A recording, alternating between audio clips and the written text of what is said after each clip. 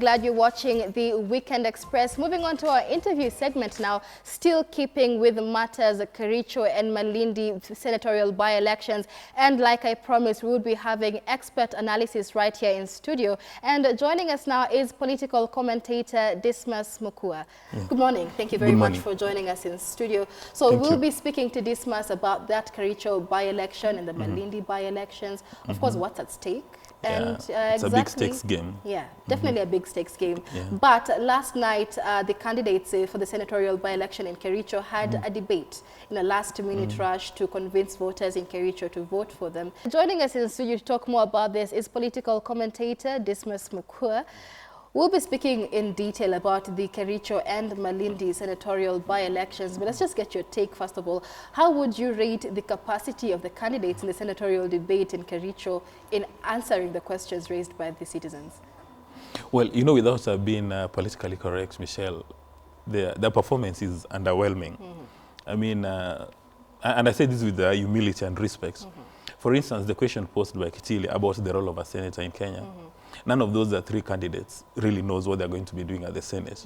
And I doubt whether the missing candidates would actually know what they're doing, they'll be doing at the Senate as well. So for me, I think really the tragedy we have in Kenya is people are supposed to run for elective offices. For some reason, they decided to go and take cover behind a bush and leave mediocrity to come to the top. Because if the people of Kericho are going to elect somebody to the Senate, who clearly does not understand the role of the Senate. You see, they're talking about issues that are supposed to be presided over by the national government. And the question posed about how, as a senator, they may assist in revamping the tea sector, all of them are tiptoeing around the issue. Nobody really understands. Probably, as a nation, we shouldn't be surprised that our age mates or our peers like South Korea and Singapore are miles ahead because we don't have leadership that is able to join the dots. Out of all those three candidates, none is able to see the four corners in a room. All of them are tiptoeing around issues. Probably that's the reason why when they go to the Senate, their priority is to get a car loan and maybe get a mortgage and start accumulating wealth. There is lack of intellectual leadership. From what I have seen, they don't have any intellectual curiosity. Like, for instance, when you're talking about the tea situation, and one would expect anybody who stays in Kericho to have a very deep understanding of tea. Yeah, of tea. I mean, I would have expected them to say that which are the other tea producing countries?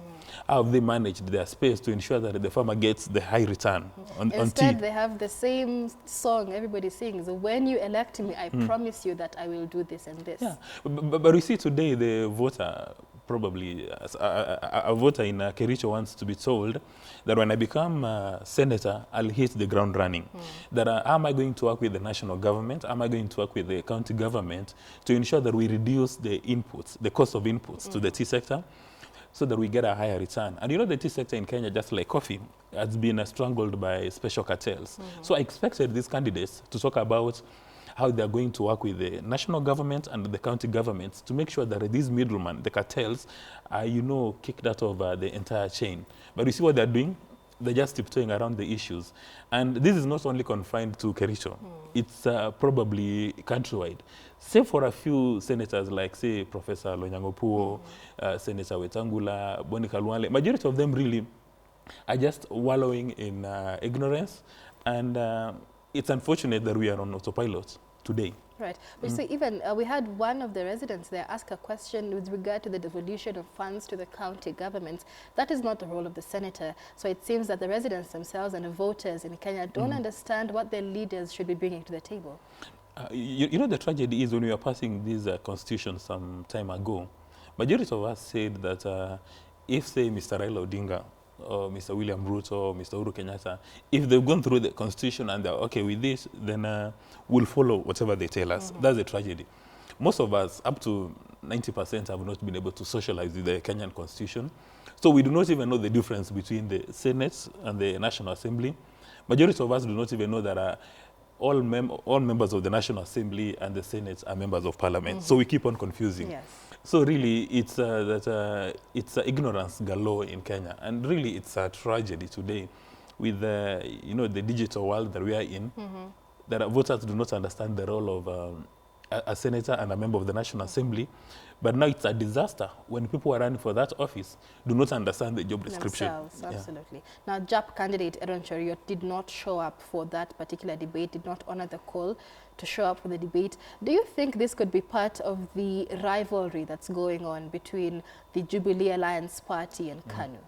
Well, in a normal democratic setting, when you're running for a particular office, you're supposed to use this opportunity to come and market yourself, to come and show to the voter that indeed I've got the infrastructure necessary for me, I mean, for you to elect me to the Senate.